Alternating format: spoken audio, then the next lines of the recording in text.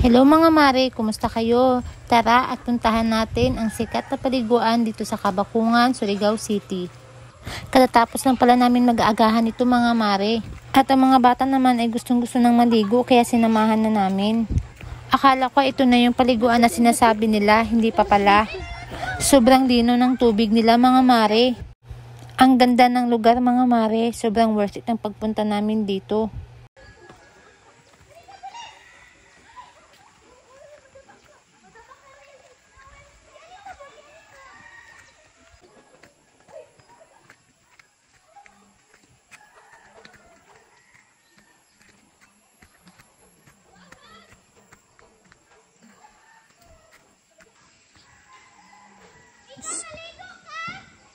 Andito na nga kami mga mare sa suba na sinasabi nila.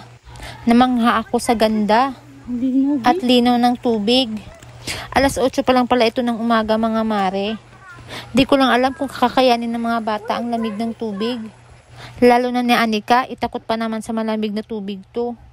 Naglagay na rin pala daw sila dito ng mga cottage mga mare para din daw sa mga maliligo. Dati daw kasi nung nagpunta at naligo dito sila mama ay wala pa daw itong mga cottage. First time ko lang din kasi makapunta dito mga mare. Sa bukal pala galing ang tubig. Kaya pala sobrang lamig. At kaya pala tinawag ito na Suba Cold Spring.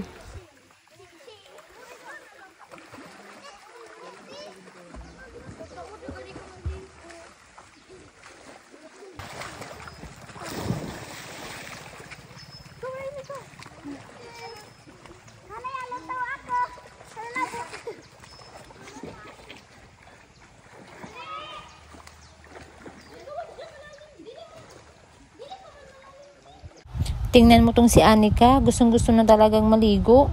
Baka aayaw agad to kasi sobrang lamig pala ng tubig. Pero hayaan ko na lang muna, ang mahalaga ay ang mag-enjoy siya. Minsan lang din kasi ito mga mare, kaya dapat sulitin na.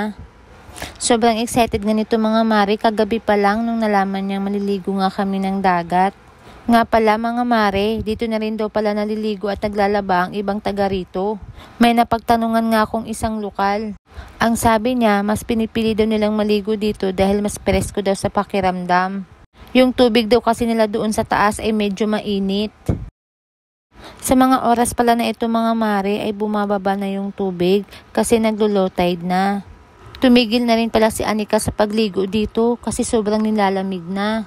Kaya yung mga pinsan at mga ate na lang niya yung mga naliligo. Hanggang dito na lang muna mga mare. Abangan nyo po ang part 2. Salamat sa panonood. Bye-bye!